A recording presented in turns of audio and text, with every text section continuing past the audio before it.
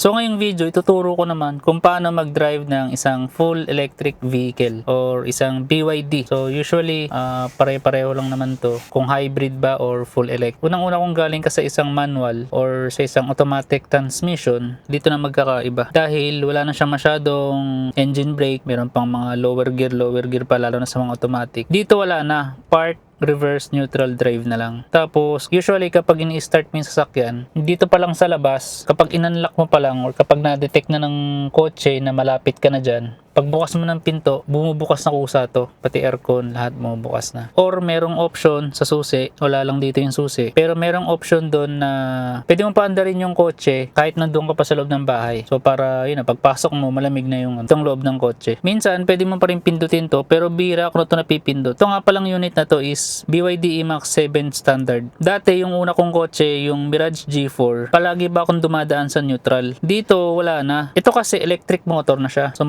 magkaiba yun dun sa dating sasakyan natin. Dito, kahit naka-park ka, pwede mo na kaagad siyang papuntahin sa reverse. Kita nyo, magre-reverse agad dyan. So, walang problema dahil electric motor kasi siya. So, ngayon, pinipindot ko lang dito yan. Ito, may pindutan dyan. Reverse, pwede ka na kaagad mag-drive. Di ka na dadaan sa neutral. So, ngayon, pag naka-drive, pwede ka na kaagad dumiretso sa park. Tapos, hinahinto na. Pwede mo nang bitawan yung brake. Ganun lang. Kunyari, naka-park ka, pwede ka kagad mag-drive. So, kunwari, naka-drive ka, diretso lang tayo dito. Okay. Pag naka-drive ka ngayon dyan, pwede ka na kagad mag-reverse. Hindi ka na dumadaan sa neutral. Yan. Reverse ka na kagad. Okay. Tapos, yun nga. Pwede na tayong dumiretso sa park. Pag tapos ka na mag-parking, pinitin mo lang yung park. Yung mga bagong sasakyan na di makina, meron na silang feature nito. Itong parang auto brake niya. Pag naka-enable yan, kapag naka-drive ka, yan, naka-drive ako dito. Tapos, diretso lang tayo niyan. Okay, subukan natin. Tapos, pag tinapakan ko yung brake, yan.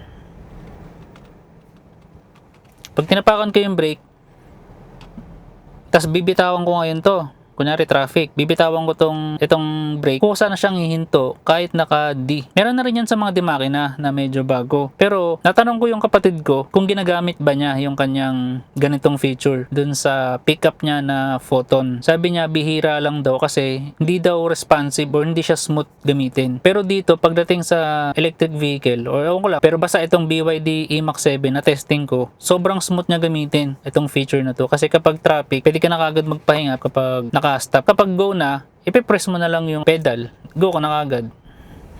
Yan. Tapos, yun, hinto ka ulit. Brake ka. Tapos, yun na, nakahinto na. Pwede ka na kagad umano. Pero naka-D ka pa rin.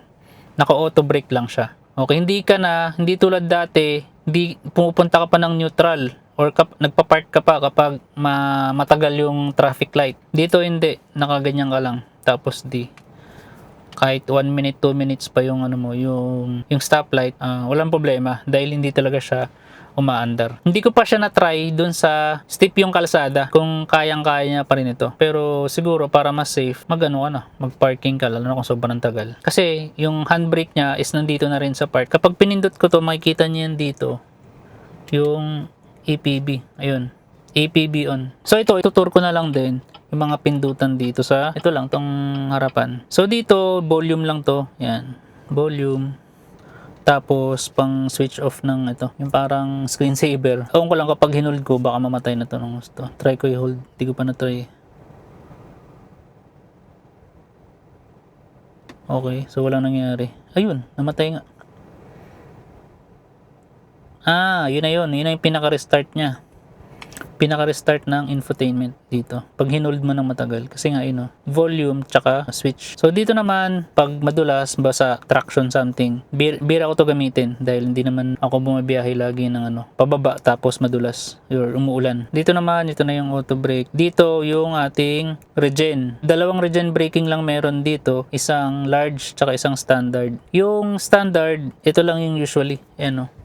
Nakalagay standard. Ito lang yung madalas gamitin. Itong standard dahil yung isa niya kapag in-up ko siya larger, Yan na yung mga steep pababa lang to kapag Baguio, mga ganun, Cannon Road, ilalagay mo siya sa larger para mas malakas yung regenerative or yung charge ng battery mo. And kapag ginamit mo to sa city, naka-larger ka, kapag nag-drive tayo ngayon, kapag dumidiretso tayo, pag binitawan mo yung pedal, mabilis kang humihinto. Kasi nga naka-larger siya. So, ang pangit siya gamitin, madalas kang tatapak sa pedal para lang bumilis. Hindi tulad ng naka-standard ka, balik natin standard, smooth lang lagi. Kaya pag bumibitaw ka na sa sa pedal, smooth lang siya. Okay na tayo dito. Dito naman yung hazard. Ito naman yung mode. Okay, naka-eco lang tayo. Meron tayong, ito na, pang snow. Okay, pang snow, sport. Balik nga natin. Hindi nakalagay kung anong mode. Pero dito, yung symbol niya parang snow. Sunod, sport. Yan na, pang malakasan na to. Pag konting tapak pa lang. Tapos, normal. So, hindi ko ginagamit yung mga yan. Pati normal, di ko ginagamit. Kasi dito lang ako lagi sa eco. Economy lang ako lagi. Para, unang-una, hindi mabilis mapudpud yung gulong. Kasi ito yung disadvantage ng isang electric vehicle. Mabilis mapupudpud yung gulong mo dahil malakas yung torque ng electric vehicle. Kasi, biruin nyo, 300 Newton meter torque to. Ang bilis niyan. Kapag umikot agad yung gulong, pagtapak mo, merong friction na mabilis. Basta, di ko ma-explain. Kapag nilagay mo kaagad dyan sa standard or sport, sobrang bilis, no? Depende na lang kung nakikipagkarera ka, gamitin mo. Pero ako, sa use ko lang naman is eco lang ako lagi. Itong F, dito lang yan sa defogging sa harapan. Tapos, ito yung pindutan ng aircon. Pagdating naman dito sa itong button na to, basic lang yung dito, wala pa tong ADAS. Itong pindutan, para lang sa 360 camera. Ayan, marami kang pwedeng pindutin dyan. Mga angle, okay? Tapos, pwede rin tayo sa 3D. Ayan, pagkita mo pa rin pati naglalakad. 3D, panoramic, to? Parang invisible. Okay. So, usually, hindi ko na ginagamit yan. Ito lang. Yung harapan. Ayan.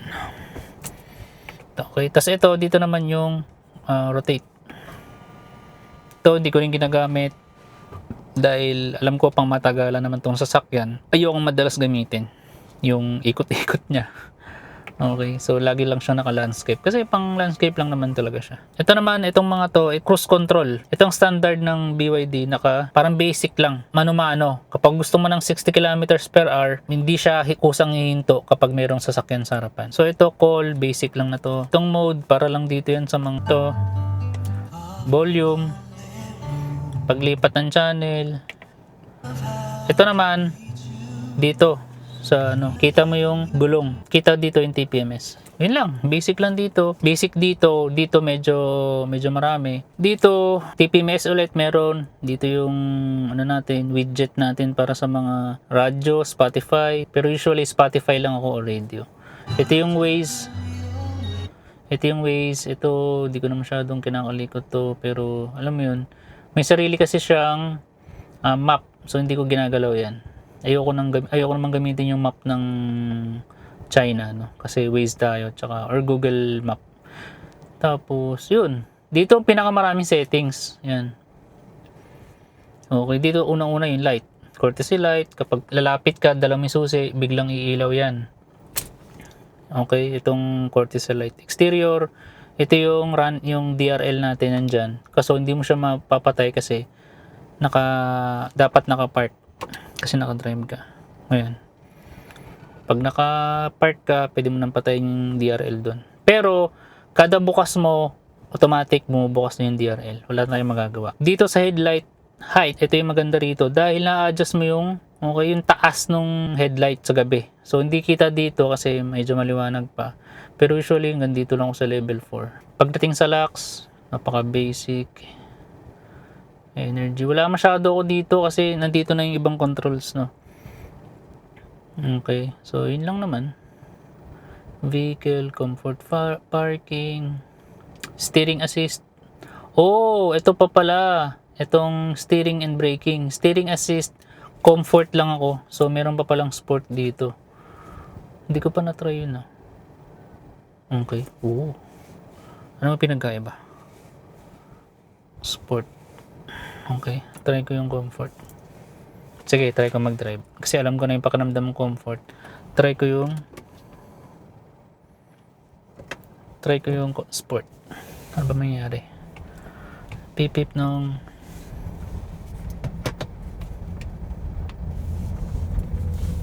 sport. Hindi ako sure sport, pero ano mo yun, gusto ko lang makarating sa point A to point B para mas makunat.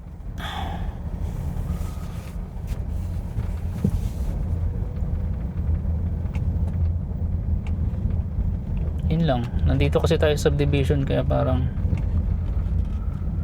hindi ko siya fully magamit. Ito pa ang pangit dito. Kapag lumiliko ako, nag-automatic to. So babalik na naman siya sa app niyang isa. Ayan. Wala siyang switch on. Wala siyang switch para ma-off mo yun, ma-turn off mo yung ganong feature. Sana magkaroon susunod na update. Yung paggamit ko parang wala rin. Balik ko na lang sa comfort. Dahil parang mas matigas pag naka-sports. Pag naka-sport mode. Tama, mas matigas nga. Hindi ko alam, baka ako lang yun o pareho lang, pero sobrang minimal, parang 2% lang yung difference. Okay, sa brake assist walang problema sa brake assist dahil brake assist mode, anong pinagkaiba nun? May sport din. So sa brake assist ayoko rin siyang i-sport dahil alam ko parang magiging aggressive siya dahil nga sports. Ibabalik ko lang siya sa, sige, try ko mag-brake. Pareho lang. Din. Dito sa service, pwede ka maglagay ng kailan yung PMS mo. So nilagay ko dito, nilagay ko siya dito nung nakaraan 90 days. So ngayon nakalagay 38 days na lang. Siguro mag-notify PMS ko na. So first PMS ko pag naubos na to, 38 days from now. Dito tayo sa ADAS. Ayan, wala tayong ADAS. Parking sensors. Ba't naka-off yun? Parking assist. Okay, ngayon ko lang to na alam ko naka-on kasi yun ngayon naka-off. Sige nga, ano ba mangyari? Sige, park tayo.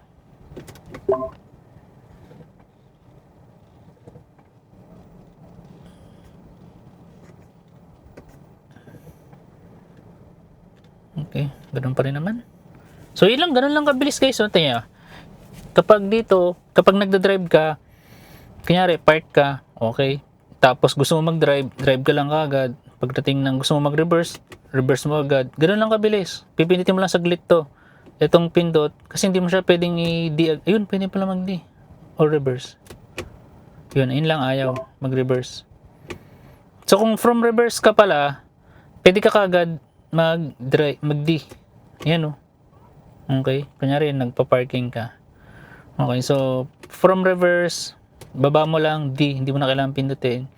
Tapos kung gusto mo ulit mag-reverse, okay, ganyan mo lang. Tapos pwede mo na agad siyang i-park. Yun, mabilis lang.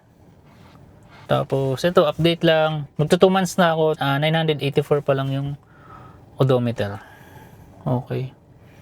So ito lang yung medyo pangit or parang okay na lang sa akin. Kasi biruin mo ng mayroon pa ring analog.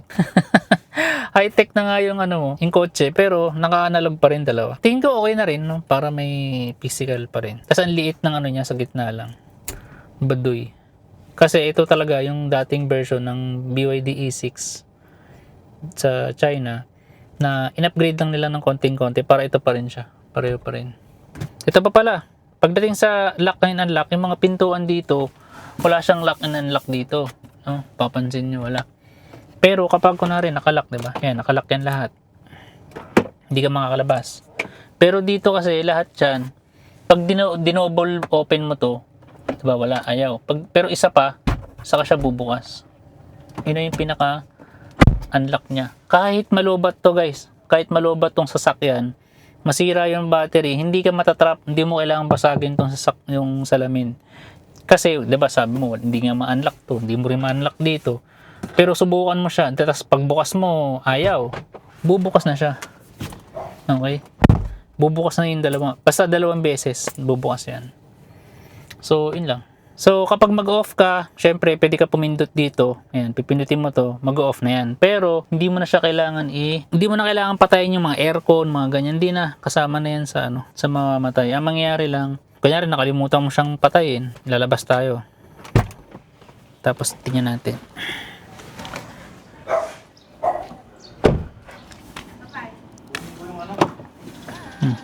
Namatay siya ng kusa. So, yun lang.